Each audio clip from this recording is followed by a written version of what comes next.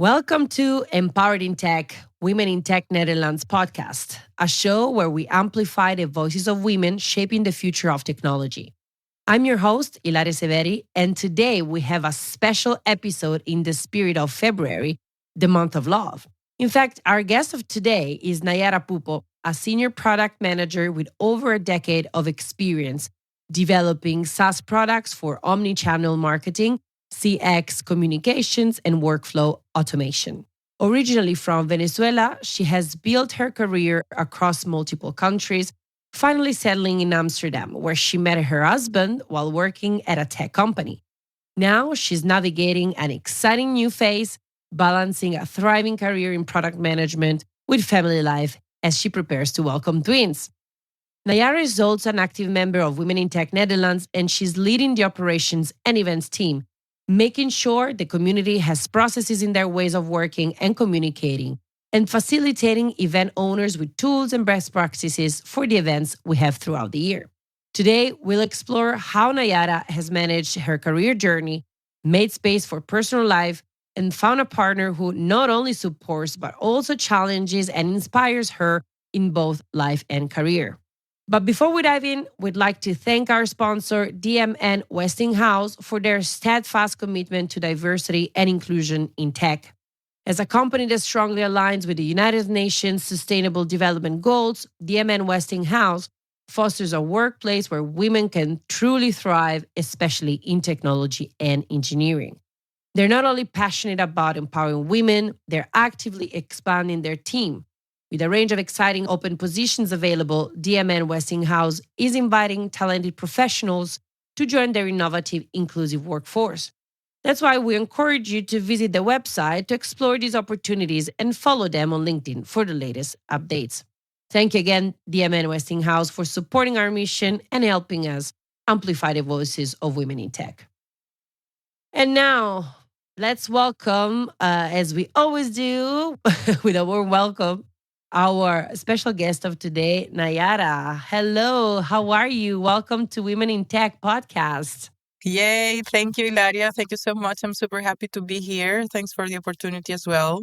I am very, very excited to have you here and also to be able to talk about your story and to tell your story to our listeners because I know it's a story rich of a lot of interesting facts, interesting moments, and I can't wait to dive more into that. So, as I introduced at the beginning, you have had a really dynamic career journey, moving across countries, growing in product management, and pushing for leadership. Did you ever feel like you had to sacrifice personal life to make that happen? Well, the truth is, yes, absolutely. I had to prioritize first financial stability. I was looking for career growth over everything else. I moved out of Venezuela many years ago and I moved to Spain, to Germany. That meant I was in sort of a survival mode. That meant I had to focus on new cultures, new way of being, new jobs. And there was a point that even I had like, I don't know, I lived in 5 different cities in the course of 3-5 Wow, years. that's a lot. Yeah, so I couldn't focus on relationships fully. It felt like, okay, make sure that you are in a place you like and especially doing something you enjoy and you are developing before giving priority to something else. Yeah. I also believe that having a career was a way to having better standard of living, so a good life. But I also realized eventually that, that's not everything. And of course, you are longing and questioning yourself. Where are you going, right? Like, For sure. is it all? Or I was seeing my friends, for example, making their families and building their families together. And then in the meantime, I was just working and finding a better place to live. So yeah, that was, let's say, not easy. Of course. And what have you learned the most from these years of changing countries, cultures, adapting and thriving in the career? I think that I learn a lot about myself. So what I like, what I don't like. I learned also to stand up for myself, to prioritize what I wanted. I also made mistakes for sure, but in the meantime, I feel just much more confident of what I'm doing. So yeah, it's something I enjoyed. I loved living in different places, meeting different cultures and people. It opened up my mind a lot, and then made me realize Of course. what I wanted and what I enjoy and what not. Yeah. I feel you very much. And I think also, I believe that for a lot of women in general, there is a lot of, you know, second guessing or guessing or questioning what our journey is, why we're doing what we're doing. Because I think we got to a point in society where we don't just take the the old narrative for granted, or like we question it. So also from a personal point of view, we get to a point where we actually ask ourselves, am I following my narrative, or am I following a part of it, but still with certain beliefs that don't belong to me? Or like, does it have to be exactly what you said? Does it have to be so black and white, like either career or a life or a family? I think that based on my experience as well, it's a lot about how you set the rules for yourself. And even if I think we will dive more into that as well, but probably you cannot have it all, but you can decide how you want to have it, right? And I think for sure, having the possibility to experience so many different things, so many different countries and cultures opens your mind and allows you to also understand better about yourself, but also brings a lot of questions for someone, right? And I think especially for us women, I don't know, because of course we have the biological clock and a lot of things that of course we are forced sometimes to stop and think even if we don't want to, right? But then to really think, okay, what is that I want, and what steps do I need to take? So, yeah, indeed, for sure, in this path, and I've been in this path for quite a long time, I did question myself, is it what I want, or am I following the rules of society? Either in one way or the other. Do I need to get a partner or Yeah. build family Yeah. because of society, or do I need to follow career-driven approach because of society? So, yeah, for sure, that's fair to have all those questions. And like I said, I think what helped me is to just focus on what made me happy, what I wanted, what I liked. And that was my compass to at the end not make it because of the external, but make it because Yeah. of my own. And yes, we do have there are things where you need to be pragmatic at the end. Yeah, you can have an ideal version of how life should be or society could dictate that, but there are also things that you need to be down to earth and things like, well, yeah, I also need to work. I need Yeah. money, or I also need, I also just want to be a mom because I love family, whatever the reason is, but also take it super simple. And that helps to move forward and not get stuck into questioning everything. Yeah, for sure. And now diving a bit more into your own story and what happened later. So you met your husband at work, something that many people hesitate about. How did you navigate that, and what made you take the leap? Yeah, thank you so much. Indeed, I took the leap. I actually was so anxious. I had a really strong rule against mixing work and love, Yeah. mainly out of fear. I was thinking what people could think about it. This will affect potentially my reputation. Yeah. What about my growth?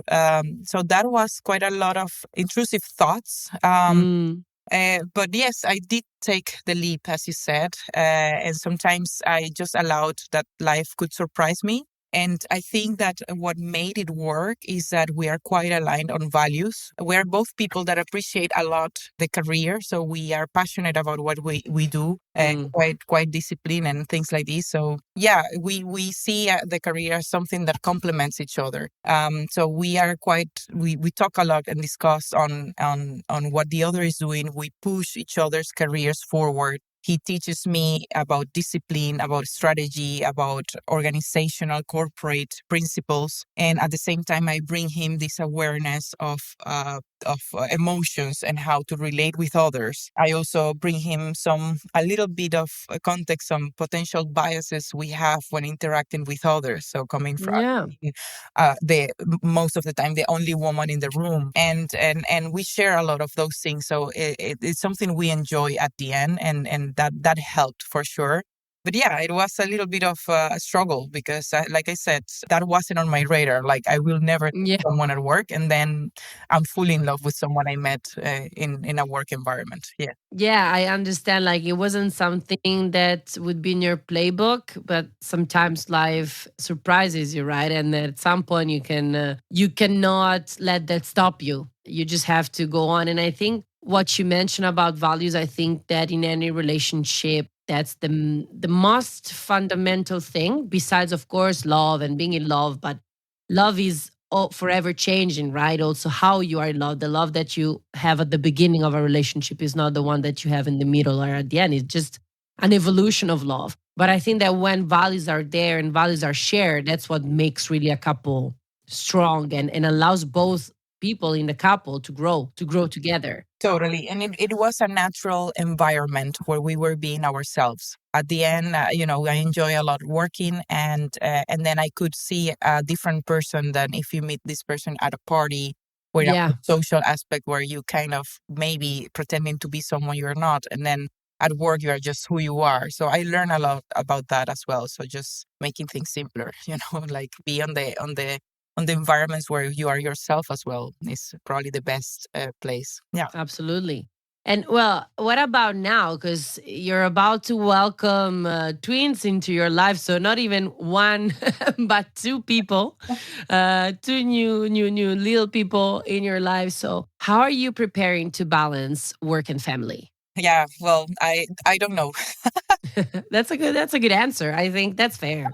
No, well, I'm 40 years old, and I'm sure there's going to be a big transition. But the truth is that I don't know what I don't know. So I just feel I have this theory. I know the principles. I know it could be chaotic, but I will just know how that transition and evolution or chaos will be once I'm there. Yeah. What I know is that I do have a lot of conditions that help me with that. One for sure is my partner. I also work in a flexible environment, so I am lucky to work at a company that values flexibility. Uh, Mm, and I think the other key part of it is me setting the boundaries or knowing what my priors are to be able to yeah. manage those situations. So, for example, I'm having twins. Yeah, what does it mean? How long time I need to take care of them for a longer period, probably because with one you might have certain amount of maternity leave, but do I need more help or more time because Yeah. I have two babies, right? So those questions and trying to have those conversations with your environment are important to make me feel a little bit more calm or confident about what's coming. Yeah. Yeah. And I mean, I believe these are conversations for everybody, but especially if you're an expat and not all of your family is with you, if not any, you also need to consider that. And that has an important weight, right? On the way you're going to manage such situations. Yes, indeed. My whole family lives outside of the Netherlands, and my in-laws are also outside of Amsterdam. So I don't Mm, have immediate support. And like I said, I think like knowing what I need and what my priorities are help me to plan, right? So it's all about being a little bit organized and having that planning. But for having that planning, you need to know your priorities, right? So yeah, long for time sure. thinking, how can I ensure that I will feel confident of having a family? So, do I have a good income? Do I have the right setup around me? Do I live close to places that where daycares are? Things like this, right? Like Yeah, yeah. not only on the pragmatic and logistics side, but also emotionally. So I think that yeah, I'm a little bit of a planner myself. I have a background in project management, so probably it's ingrained on my system. But that can help. It can But that help. for sure is helping in everything I do. Yes. And I mean, I love this story about you and everything we already mentioned so far because it really shows that there is not just one version of a person, right? You can be the career woman, you can have a great career, but you can have also a great partner and you can also want to have a family and a life that's in the narrative sometimes it's not being shown like that. And that's, I think, something that we really need to talk more about, because for many years I think that the image of the women in career, the woman growing, etc., was always like, yeah, but it's a, let's say, a lonely person is in a certain way, meaning that's also the way that it's portrayed in TV. If there is a woman in career, normally she's always single, she doesn't have kids or doesn't want kids. And it seems like, or there is the opposite of that. Then there is the housewife, the mom that decides to dedicate her life to the kids and the family. That's her career. And in a way, there is no right or wrong. Absolutely not.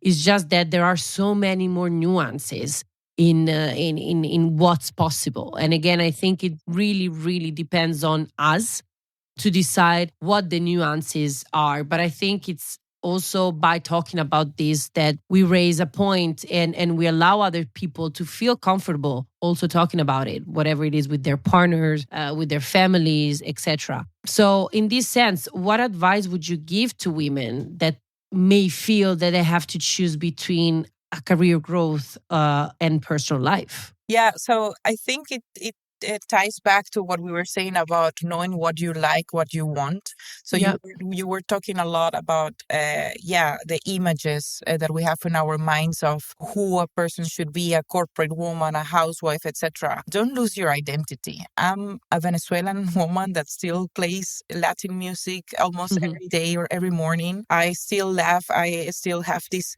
thick accent, and I still, have a little bit of this vibe that comes from where I come from, and I allow to be myself every time more. So that's key to enjoy at the end, to be more relaxed, and you don't need any more in any standard. And I also know that I enjoy the corporate world, that I love my work, that I started to look for things that actually fit into that career path. So my background is in telecommunications engineering. I'm not a full techie person coding all the time, but I'm also not a full business person. So I found this role in between, like product management. So yeah, I also made those tweaks for me to work. And yeah, I'm also married a Dutch guy, because yeah, I love the culture in the Netherlands. So things like this, right? So this is part of, I think, the key, that knowing yourself. And eventually I also came into peace. And this is important to mention that I used to believe, I'm this dreamer, that you can have it all, that sky is the limit. But I've learned with the years that it's also important to understand that, yeah, it's not always 100%. Yeah. Sometimes it's 50-50. Sometimes you have to prioritize. Sometimes you will be more focused on career. Sometimes you will be more focused on family. And that's okay. And there's time for enjoying every part of it. Knowing that also giving permission for those changes to happen, right? Like maybe your priorities will shift. 3-5 years ago, you were believing in something, then you grow up and learn something else. That's another key part of it. Yeah, and I think it's also important to have a good support system, the right people around you. So surrounding yourself with, for sure, key leaders, partner for sure, but your community, the people you share the most, also to be aligned with that will lift you up in the hardest moments. Yeah. And yeah, knowing all of these will help you to advocate for yourself and to stand up and to say what you need for having a more comfortable life. So yeah. 100%. And it's great you mentioned that. And it's interesting and funny for me, because a lot of what we're discussing is what I also discuss with my career coach. So I feel this is just an extension of that session, or maybe I should hire you as a career coach. Of course, I would be happy to. And I mean, you have to find your mentors in life. And I strongly believe in that. And by the way, if you are, in a moment of uncertainty, or you need to understand certain things, I always advise to talk to either a therapist or find yourself a career coach. This is just a side note that I leave here. For sure. I'm always craving for what can I learn from whom. And I had mentors that came to be my mentor without even asking for it. It just happened. And I also looked for coaches that resonated really well with my narrative.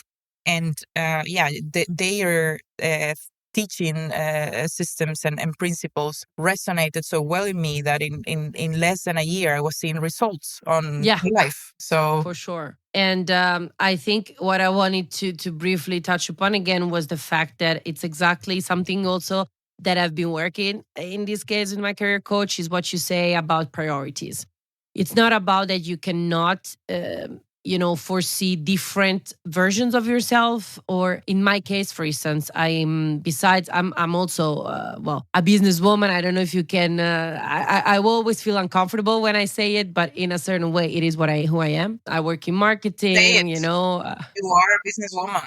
I'm a businesswoman, and I've been working in marketing for the past 10 years, building my career there. But on the side, I'm also a dancer. And that's been not just a hobby, but it's been part of who I am. I've been teaching dance classes also for even more than I've been doing marketing. And that's something that I love to keep doing and going on. I'm teaching my own classes in Amsterdam, also Latin classes. And yes, and sometimes it feels like a lot. And that's where, you really have to understand in what moment of your life you are and where you're going to place your priorities, which doesn't mean you have to, in my case, leave dance 100%, or if someone is a musician or whatever you do that you also like. For me, dancing is fundamental also because it's that space where I'm fully free to express myself. Yeah. Because I'm the one who decides how to build the class, the choreography, the song.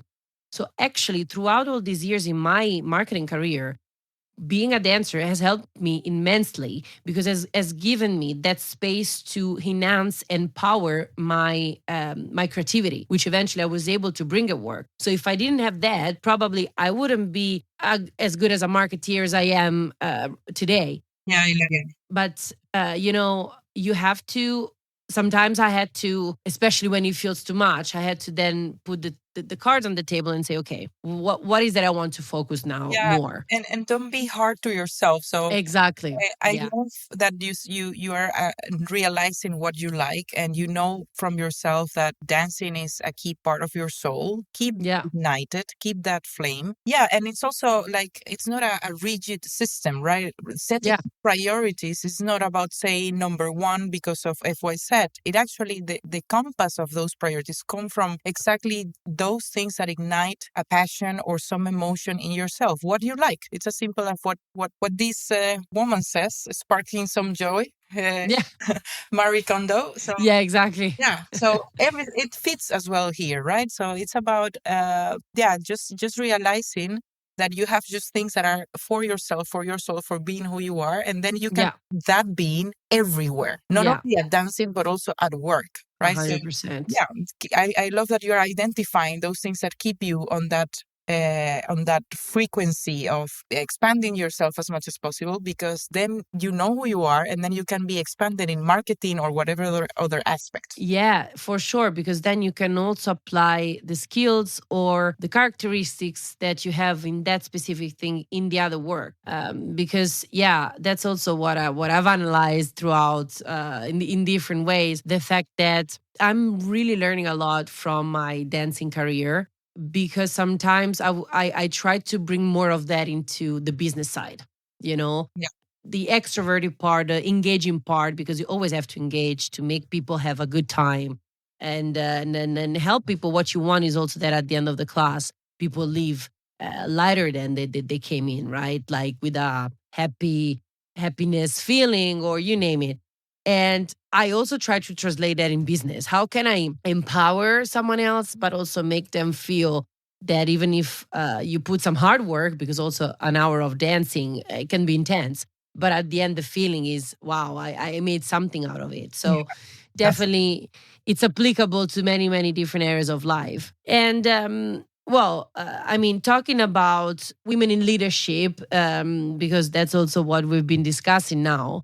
If we look more, not just at the narrative, but the society, the workplace, I would say, what can companies do then to support better this balance for women between career and family? So I think that before asking what needs to be done. It's important to know why it needs to be done. And here I'm quite, let's say, pragmatic and business oriented. It's already proven, right? Like the main reason why we need diversity and women in leadership is because it produces more money. As simple as that. So it's already proven that even 20% of revenue goes higher thanks to having leadership teams.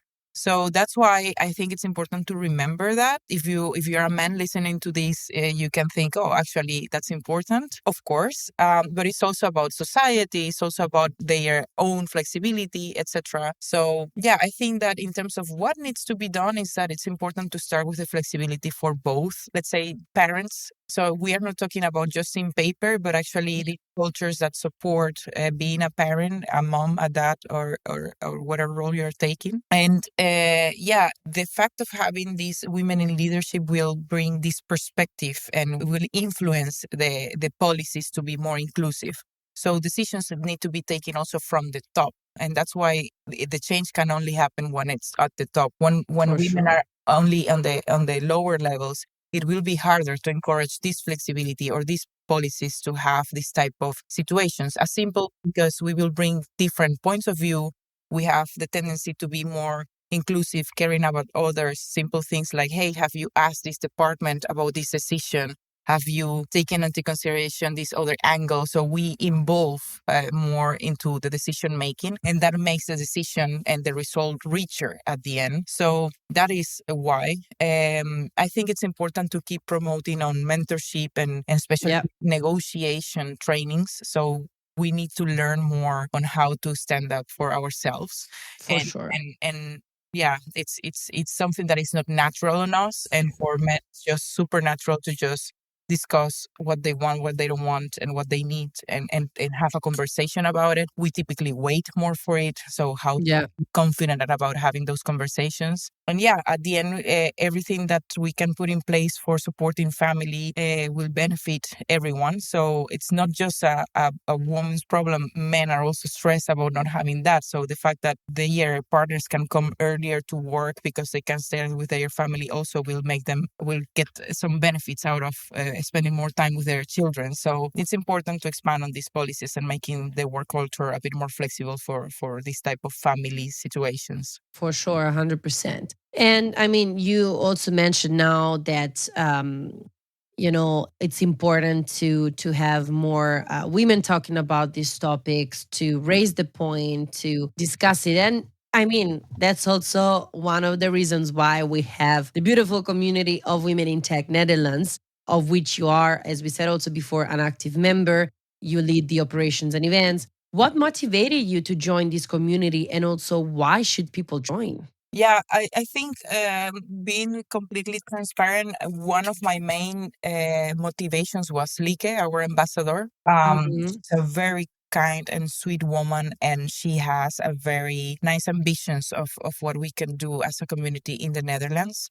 So I see that there could be an impact on a social level, and that really said, okay, this is something where I can contribute to. More on the day-to-day basis, what I've seen is that in every community there is this lack of confidence that we have, right? Yep. So for me, just sharing what I've learned through the years with simple meetups and conversations that I have in the community already is quite rewarding and satisfying, right? Like I can see many of our community members being inspired and taking some actions to Absolutely. have a better life or to enjoy more what they are doing or take decisions on their work. So yeah, I think these are the main two reasons. We have a great team, a highly skilled women team that are putting a lot of heart and effort in the activities we do. So it's also great to learn from them. And yeah, it's a little bit of giving back to the community and amplifying what we are doing in other spaces than just staying at home and not doing anything. So that is why. And all right, so it's almost time to round this up. I would like to ask you, what's the message you would like to leave to our listeners for today's episode and to women in tech? Yeah, I think that you need to think holistically at the end of the day, right? You need to think about not only your business, your career, but of course add up to your personal dream. Yeah. And I think that the key message here is like learn what you like. This sounds super cheesy, and we've heard this many times in these last years. But yeah, just It's know very what you true. like, and experiment a lot. Try to find what you like by just doing different things. That will drive and will give you the compass to prioritize and plan what you need. And with this, you just need to take the confidence from yourself to advocate and to move forward your dreams. And if I may add also to fight the imposter syndrome as well, that a lot of us, and especially women, it's known. I also, in my recent post, when I talked about the last events for women in tech, someone talked about imposter syndrome, and I did a little research, and the majority of people within a company or in general feeling imposter syndromes are women. It's like it was about a 70%. So that's something exactly what you say. Know what you want, but also know who you are. Know what you can bring to the table, and don't be afraid to do that, right? Yeah, I think that is key. The imposter syndrome is something we see all the time. That's one of the patterns I see all the time. I hope we can really get rid of that concept as soon as possible, because yeah, it's more simple, and we just know our, excuse my French, our shit very well, much more than we think.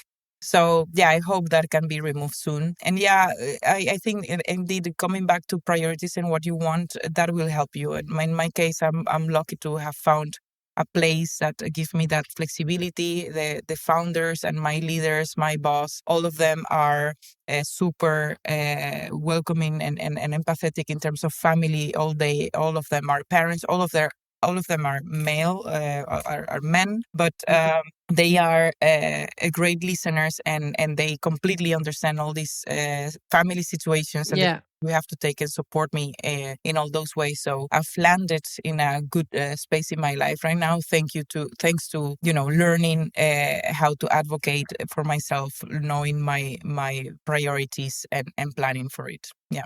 Absolutely. Well, Naiara, thank you so much for sharing your story today and all the learnings from your career and personal path. I think this is gonna inspire a lot of people. Well, I hope. I'm not an example of anything, but it was quite fun to share all my experience and a little bit of my story with the women in tech community. And yeah, ping me if you need anything. And Hilaria, I would love to join your dancing classes, especially because they are Latin and we can move Yes, our hips. I will send you my flyer. And let's keep that part as well moving.